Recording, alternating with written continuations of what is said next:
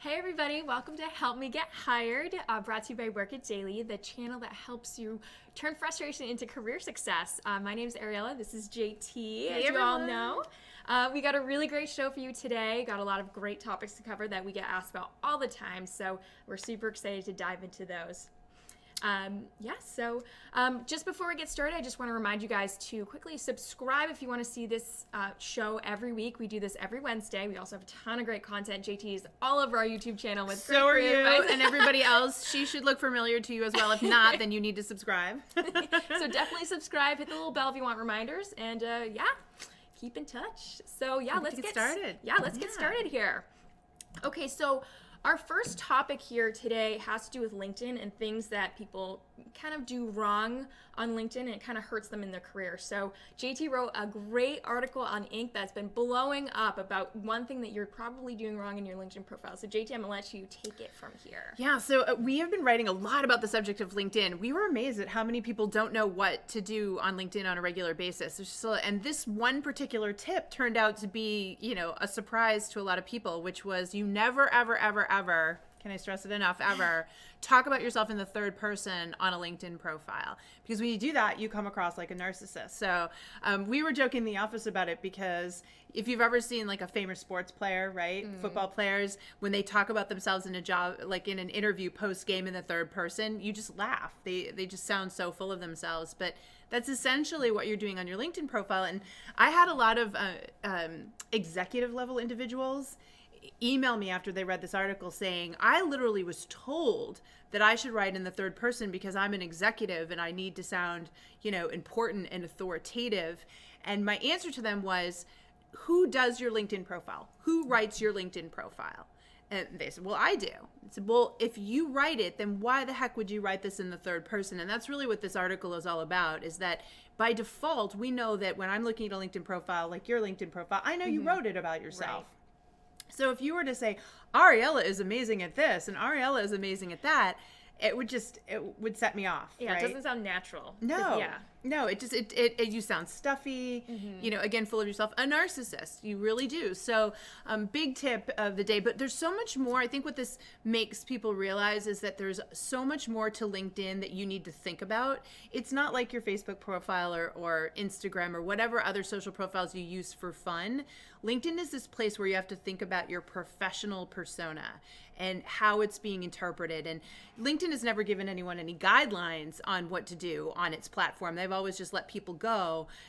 But as a result, we've seen people make a lot of mistakes. So in addition to this, if you head on over to Inc., we actually did a checklist of 8 things, and we can share that link with you, that all the most successful people are doing on LinkedIn on a consistent basis every day. And if you're interested in that, check out that link. We'll put it in here in the chat as well, because that'll at least give you a baseline, one of them being don't write about yourself in the third person, but there's 7 other things on that list that people who really use LinkedIn effectively are doing every day, and you should be one of them. So. Absolutely. Definitely check that out. It's a great resource.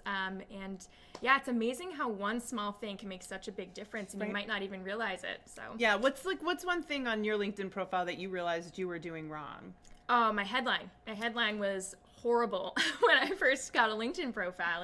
It was not keyword optimized. It wasn't even worth, no one would know what I did. Yeah, and for me it was the summary. So I thought I was supposed to write this epic novel about everything I'd ever done in my life, and I found out that nobody reads that it was a total waste of text and space, and that it needed to be much shorter, and it needed to have white space so that people could quickly read it, and read it in a way that forced them down the page so that they would then look at my work history, which is another big technique that people need. So, I mean, these are just 2 quick examples, folks. There's lots of stuff you just need to know how to do right on your LinkedIn profile. And of course, not to plug our own YouTube channel here, but we do happen to have an entire playlist of videos on the subject of LinkedIn. So if you haven't watched our video tutorials, they're all here in one little playlist on this channel that you can go through and just kind of figure out what you're doing right or wrong on LinkedIn too.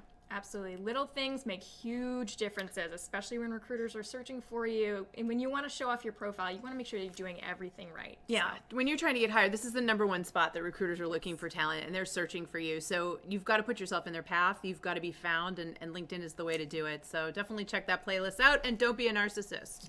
Don't write in the third person. Yes, please. I love it. Well, yeah, so hopefully you found that tip helpful. Now we're going to move on to and just dive right into our career hack for this episode, which is all about salary negotiations.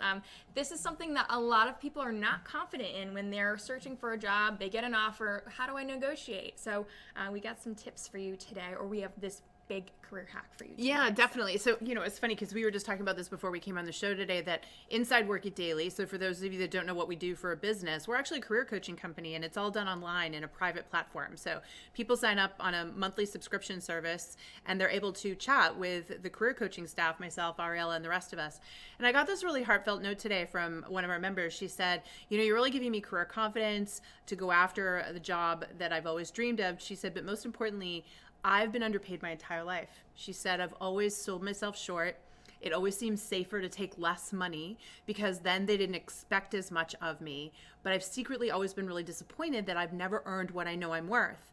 And it just kind of hit me because so many people don't know how to do that, don't have the confidence. And she said, you're giving me the confidence to do that. And so out of that came this question, which happens a lot, is people finally get a job offer, but it's not the salary that you wanted. So is it game over that you can't ask for more money? And our answer is no, you can ask for more money, but there's a really specific way to do that, a specific process. So Ariella put together the steps for us today so that we can break it down for you and you can learn how to ask for more money when that time comes. So yes. All right, let's get started. Yeah, so the first thing that you want to do, JT, what would that be? Yeah, so the 3-step process is understanding your worth. So knowing why you want to ask for that money, justifying the value. So it's one thing for you to want it. It's another for you to sell an employer on the fact that you want 2, 3, 5, 10,000 more dollars, right? You've really got to justify that.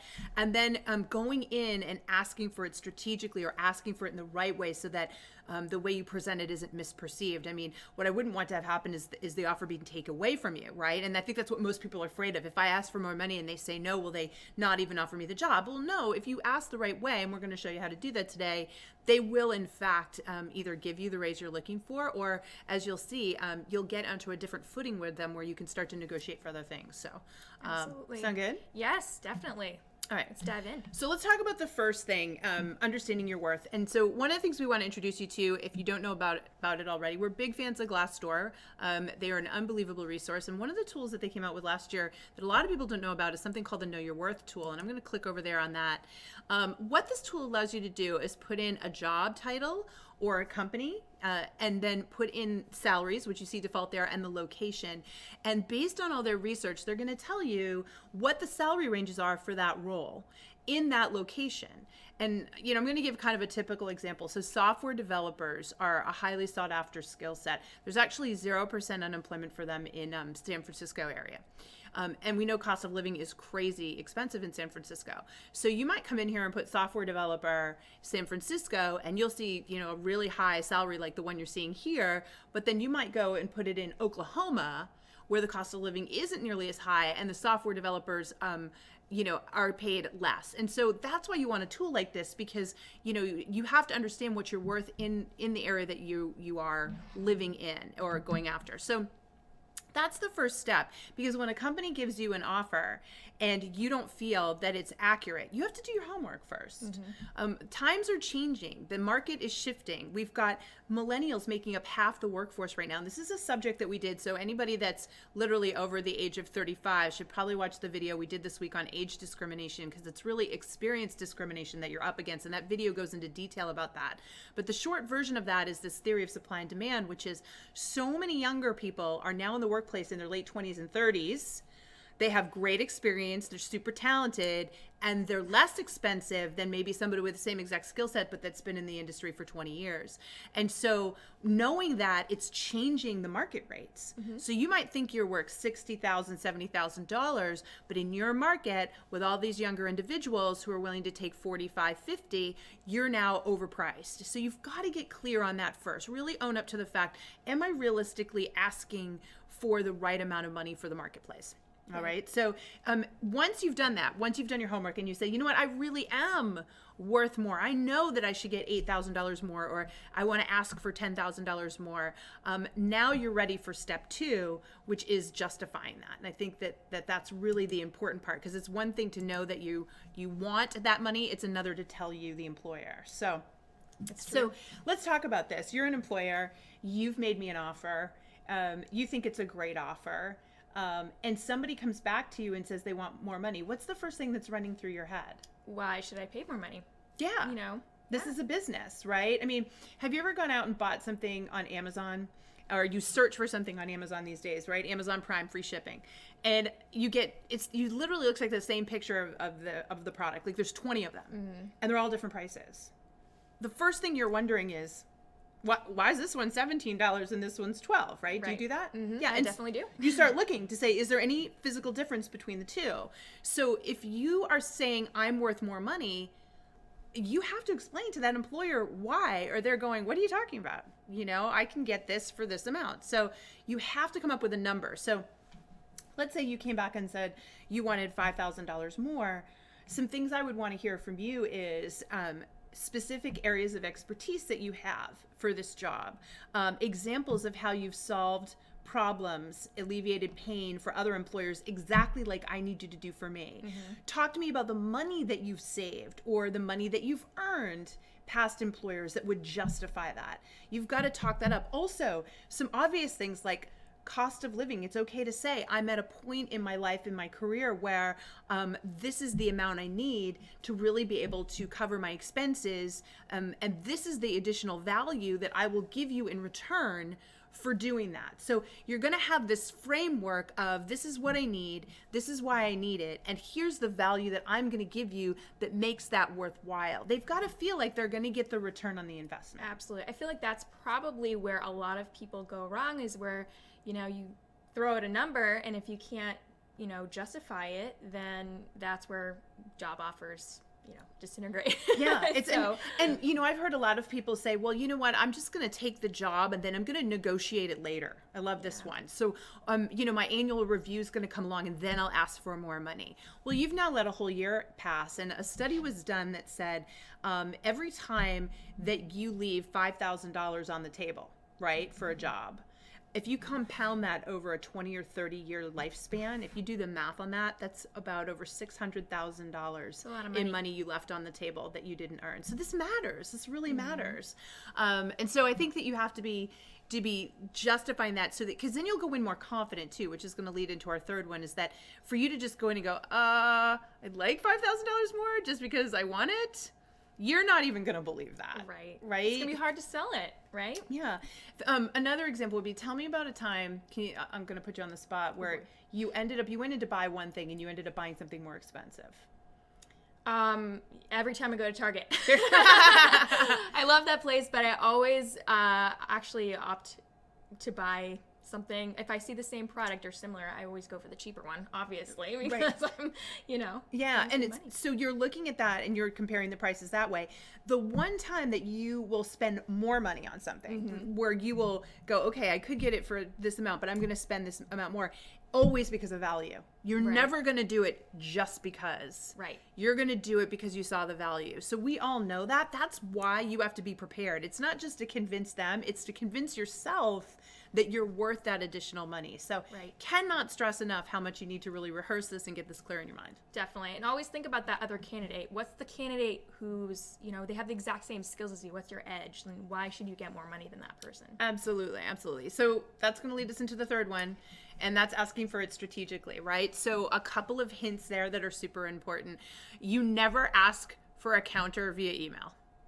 Right? So, thank you so much, but I'd like $5,000 more. That's not happening in an email. That is a pick up the phone and have a conversation. And the rule of thumb, and we actually have an entire salary negotiation course that Ariella and the team built that is phenomenal. I've had so many people tell me it's like stealing the opponent's playbook, right? and every day people are getting more money in our program because they've watched it and they've negotiated. But it's about the structure of delivering that message. So first thing, it's on the phone. Second thing I remember you teaching in this class is you start with your gratitude. I am so grateful for this opportunity. I am excited to work for your company. You're going in with I'm saying yes to this job, because that's what they need to hear. I'm saying yes. So very excited about this opportunity. Can't wait to work for you all. That being said, it's very hard for me to have this next conversation with you. It's okay to be honest and say, that's why this is so tough for me to say to you. Be honest. This is not something I'm comfortable with. It's not something I do every day. So it's a big thing for me to speak up about this. There's a really nice, humble, polite way to say that. You can say, while I appreciate the offer, I was really hoping to get X. You don't say I was hoping to get more money. It is on you to tell them exactly how much money more you wanted. So I was really hoping to get, $55,000. Now, the reason that I'm looking for $5,000 more is this, and then you're going to go through your reasons. I bring this to the table. I have these basic needs. I'm at this place in my career. I feel like I can exceed your value. And then what you're going to say is, I know that I'm asking for something that you didn't offer, but I will tell you this, if you meet me on this, I will make sure that I exceed every expectation you have. I will make sure that it is my mission to prove that it was the best investment you ever made. So you have to say that at the end. Once you justify, you have to say, if you're willing to meet me on this, let me tell you what you're going to get. There is no way that I'm not going to make sure you are so glad you did this. And that's what you need to say for that. And say, and I really appreciate if you would consider this. I know you can't give me an answer right here on the spot, but I just felt that I had to see if this was possible. And then that's it. I need you to zip it up and not say any more. Yes. Because they need a chance to respond. And you're going to hear things like, I'm sorry, there's absolutely nothing we can do. Or let me take that back to the hiring manager. Or, this is going to require some discussion. They may even say to you, if we can't match this, are you saying no to the job? So you need to be prepared with answers for things like that. So first of all, I think you would say, well, I'd still like to take the job, but I am really hoping that you can help me in this area. So that way you can answer that question and have them go back and check. If they say no right out of the gate, no, we cannot negotiate on that. Have something else in your back pocket. So you can say, all right, I understand that you can't give me more money now. Can we agree to a 90-day review or a 6-month review? So 3-month or 6-month review where we go over my progress. And if we agree that I'm really exceeding expectations, we could look at a salary bump then, as opposed to me waiting for an annual review. See how that works? If they've said no immediately, now you can counter with something else. And I've seen so many times where they go, absolutely. If you can prove yourself in 90 days, we'll have that conversation. So that could be their roadblock. And even if they say no to that and they say, no, this is all we can pay this year for this role, you can ask for other things like, all right, is there any flexibility then? Could I work one day from home a week to save on commute money? Right? So I have that. Or can I have a little bit more flexibility in my schedule because I'm going to have to, do some additional work beyond that. So there are things that you're able to respond with to help them understand that this is really a priority to you and you're willing to work with them, but are there some things you can do? Now, my rule is three tries and then stop. So you ask for the money, they say no. You ask for the 3-month or 6-month review, they say no. You ask for some kind of perk or bonus or flexibility, they say no. At that point, you stop. You don't keep going. You say, all right, well, I appreciate you trying, and you just have to decide whether you're going to take that job or not at that point. And what I would advise you, we always advise you that, if you have a job, it's good to take one. What I would advise you is to take the job, but candidly, you keep looking. And the reason I say that to all of you is you're a business of one. You've had a nice, honest business negotiation with this employer. You've made it clear to them that you're looking for more money, you're looking for growth. They weren't able to meet your needs there. So they need to know that they're going into this knowing, I didn't meet my business partner's needs. If something better comes along for you, then you have to look at that. It is something that we have to consider. And it might take a while for you to find something else. Or you might decide while you're there in that time that you absolutely love it and that you don't need to leave. But I think you owe it to yourself and your business of one, if you're not getting paid what you're worth and you have to accept that job, to keep on looking. And I know that's very counterintuitive advice. Other people wouldn't want to have me say that, especially employers. But I'm not here for the employers. I'm here for you, the job seeker. So that's the answer to that, because I think people ask about that quite a bit. So I'm going to stop there. What do you think? Questions? I think that's awesome. I hope that people just knowing what to say in those situations, I think is a hard thing for people to, what do I say in this situation? Right. And so hopefully people are feeling a little bit more confident in their negotiation ability. And yeah, It's definitely a hard part in the process, but you know what? You're so close at that point. You might as well still give it your all, right? Absolutely. You have nothing to lose but to see. The only time I would say never, ever ask is, I had a client, for example, recently, they came to the client and said, this is non-negotiable. This is the offer. This is all we're willing to give. It is non-negotiable. If somebody uses the terms non-negotiable, you do not ask. Because that's just insulting to them. They've had to put this out to you and say, this is all we can offer. So it's the one time I wouldn't say push it. Right, definitely. Cool. Great. All right, Thanks. hope that helped, team. All right, so I think we're ready for some viewer questions. We pulled some great questions from our YouTube channel on various videos that we have on our channel. So we're excited to, click through and see what they have to ask. Let's see what we got here. So first one's from Liz. I'm going to have you take it. Oh, okay. Okay. Liz says, thank you for your advice. Watching your videos has been a help. Question, how is it appropriate to answer the question, why are you looking for a new company, when the reason is for a personal or value conflict? For me, my current company implements requirements for my lifestyle outside of work. Oh my goodness. Well, I have followed these requirements while working here. I'm seeking employment elsewhere where that doesn't have specific constraints. So if I'm hearing this correctly, they're actually saying there are things outside of your job and your personal life that you can or can't do that reflect on the company. And I have heard some employers that do that. So what do you think? Oh gosh, I would actually be really interested to know what you think about this situation, because I mean, it's tough. I know, for obviously, I think the person's asking this question, they know not to say in a job interview. It's about the personal reasons. You're not going to get overly specific, I feel like. What I would say is that this company, while I've loved working for this employer, I've gone as far as I can here. This is the furthest I can go. And I really want to grow my skills in this direction, and I can't do that at this employer. I've explored every avenue. It's been a great experience, but I really want to take my skills to the next level, and I want to do that here. And the reason for that is that you are switching because of the benefits that an employer provides. In this case, you want the benefit of non-constraints in your personal life. That's a benefit, believe it or not. Employers don't care about you wanting the benefits. So that's why you actually don't talk about this in the job interview. What they care about is how you want to create more value as a provider, a service provider. So when you respond to any question about why are you looking to leave an employer, you should be very succinct in, these are my areas of expertise. These are the new areas of expertise I want to gather. I can't do that here. I've got to do it someplace else. That's why I'm here at your doorstep, because I know I can build my skills here and be more valuable. Ding, ding, ding, ding. Those are the money words that they want to hear, that you are going to be more valuable to them, and you understand exactly how you're going to be more valuable to them. So stay clear of this reason. Liz, I know that's why you asked it, because in your gut, you knew you shouldn't say anything. So kudos to you. Stay professional, stay focused on the skills that you can't build there anymore. Definitely. I think having the positive approach to it really helps on both sides. Yeah, I mean, you're bringing up a great point. The moment you go negative on an employer, even if they deserve it, you're being negative, and that just sticks in the hiring manager's mind. That you're discussing something negative. So stay clear of that. Stay positive. Good point. Absolutely. Cool. All right. What do we have next? Let's see. All right, so I would like your explanation. So this is on a video that we have called How to Write a Cover Letter Recruiters Will Love. It's one of our most popular videos. Comment here, I like your explanation, but what if someone has a learning disability? I have ADHD and I have a hard time doing it. Also, I'm a truck driver.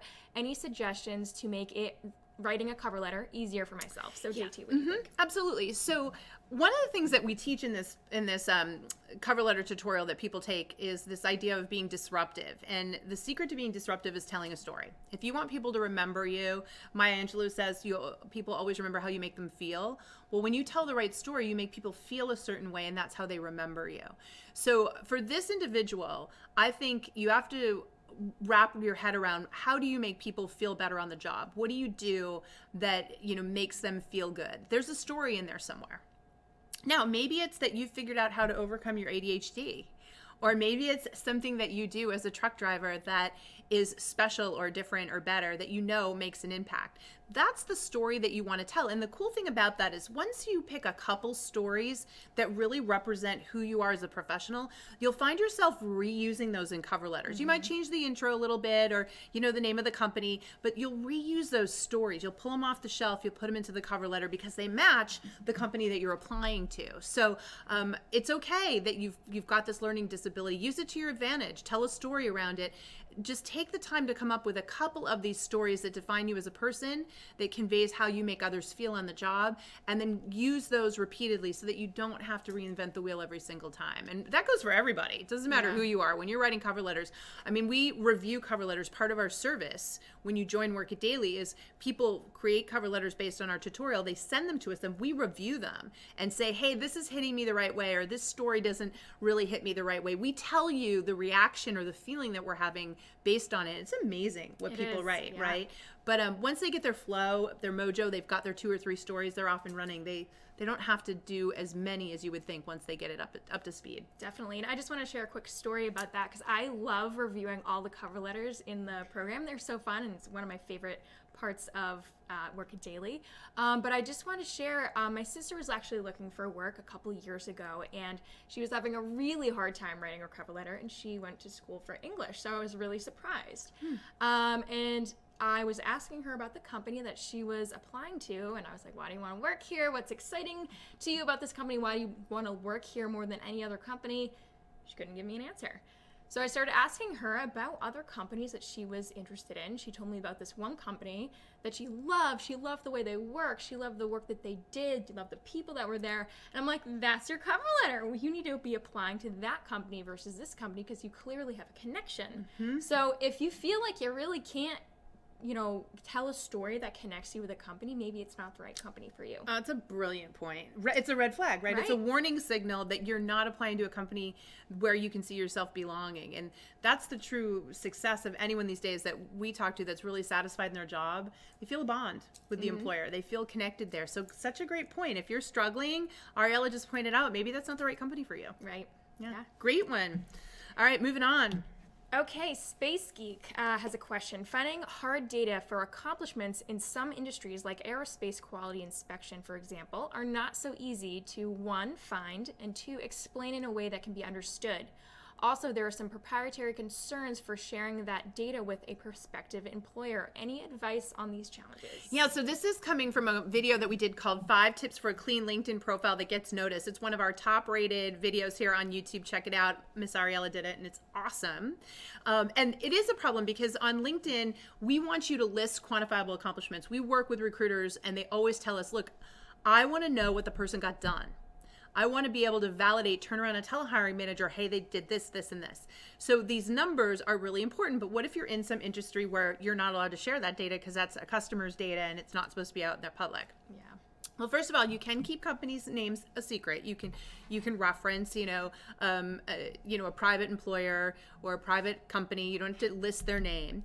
Secondly, there are other aspects of it that you can share. So you can share how many people you led on the project, or what was the budget for the project, or what was the duration of time that you had to do it in, or what percentage did you come in under budget. There are some more simpler terms that you can use. You don't have to necessarily get into the quantum physics specifics of it. It's more the general size and scope of the project that you worked on that they're interested in, because they're trying to understand how many people did you work alongside, how many people did you lead, how many people did you interact with, how many moving parts were there, how many vendors did you work with.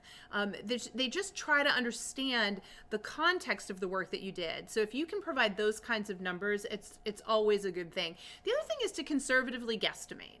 So, never oversell yourself. Go on the lower side of any number, but be conservative, and just people understand that you might not have the exact data, but you're guesstimating. And if you're able to explain how you kind of came up with those rough figures, that's good enough for them. So, and then my last tip would be, when in doubt, get your bullet points pulled together. You might not see the numbers. I can't tell you how many times this has happened. There's no way to quantify what I do. Someone will say that to us inside Work It Daily. And then we'll take a look at their LinkedIn profile and say, okay, tell me how many of these there were. Tell me how many of these there were. We can see what you can't. That's probably the biggest piece of advice I can give people who are looking for work. You can't do this alone. you are too jaded and too biased about your own profile, your own resume, your own cover letter. And on top of that, you haven't been taught the right way to do these things. So to know whether it's right or wrong coming from you is impossible as well. So when in doubt, seek out experts' advice on how to do this, because very quickly they're going to be able to identify the numbers or any other challenges that you're having with your profile. Definitely. And something I always tell people when, because this is one of the biggest things that I see on resumes, is just listing responsibilities and, just tasks that you do in your daily job. And that's all well and good, but when you're applying to jobs, the key thing is to show the results that you've gotten. And that can be, again, working with, 10 people or leading a team of 10 or, having a budget of, $50,000 or something. It doesn't matter what it is. It's just showing the numbers. Yeah. And as you're saying that out loud, two quick things are coming to mind. First of all, the reason recruiters do that is it's very easy for anybody to make up tasks and responsibilities. And recruiters have seen it all. They've seen people lie on their LinkedIn profiles or resumes all the time. And when they're listing out their job responsibilities, anyone could make that up. You could go rip that off of anyone's pages. Talking about accomplishments, that's a different story. You would have to personally know how to do that job to be able to articulate the accomplishments that you had. So that's one of the reasons recruiters want that. The other thing, and the other reason it's so important to do, is that it forces you to think about your own success. So going all the way back to that section on know your worth, when you go through and define your accomplishments, talk about a confidence boost. You start to realize, wow, I really did do a lot for that company. I saved that company a lot of money. I made them money. I more than justified the cost of myself. That is important. Those numbers are going to give you confidence. So that's another reason why you do it, right? Absolutely. And honestly, it's great for your interview prep because you're thinking about examples already. And so you can kind of pull those out of your pocket whenever you're asked about, tell me about a time that you did this or that. So they're great examples. Yeah, that's great. All right. So I think we have one actually last question from our stream today. So Rudo. You want me to read that? Can you read it from here? So, hey, shout out to Rudo. Thanks for live streaming with us. When transitioning industries, is it okay to take a lower salary, even with transferable skills? That is an awesome question. So, the answer obviously is yes. Whenever you're trying to make a lane change, so we call it a lane change, most of the time you're probably going to do something lateral. Sometimes you're lucky enough to go up. So most of the time you could do lateral, but sometimes you even have to go down a little. Now, here's the beautiful part. It's not your first job. You have experience under your belt. So even taking the job at a little bit lower salary to start, you're going to be able to close that gap fast because you have all the skills and abilities that you're going to be able to transfer and move yourself forward in the role. Plus, you're moving into a career or direction that you're really excited about. So that energy and that enthusiasm is going to catapult you forward. So I personally would say, yes, it's okay. What do you think? I would agree. Absolutely. If this is a job that you really want and, you want to be moving into this type of career, you can do it. Yeah. So, and if you can take a little bit less pay, that's even better, right? Because it's allowing you more mobility, whereas some people say, look, I really can't switch salary levels for whatever reason. That's going to limit their options. So I think it's great if you can do that. And that also leads to the fact that you can start up a hobby career to close the gap, right? So we always talk about that here, get a side hustle, make that extra dough another way to diversify your skill sets until you can close the gap. But at least that affords you the ability to switch gears and start getting experience in that new field. Right. Absolutely. Cool. Alrighty, well, I think that's all we got for you today. So thank you so much for joining us. I hope you feel more confident in not only your LinkedIn profile, but your cover letters and your salary negotiations. There was a lot of great info covered today, and hopefully you found it valuable. Yeah, and so we're going to remind you again, if you don't subscribe already, subscribe. Hit the subscribe button. Check the bell so you get notifications. Also, questions, comments, feedback, will you please put them below? We want to hear, for example, what are some topics that you want us to cover? We will pull that information for you. We will have that dialogue, that conversation with you each and every week. Like we said, our goal is to help you get hired, and the only way we can do that is to hear about what you think is holding you back. So share that with us so that we can bring it to you in the coming weeks. And just a big thank you. Thanks for hanging out with us today. All right. Well, until next time, right? Next Wednesday, will we see you all here? I hope so. All right, everyone. Well, take care. Have a great rest of the week. Bye now. Bye, everyone.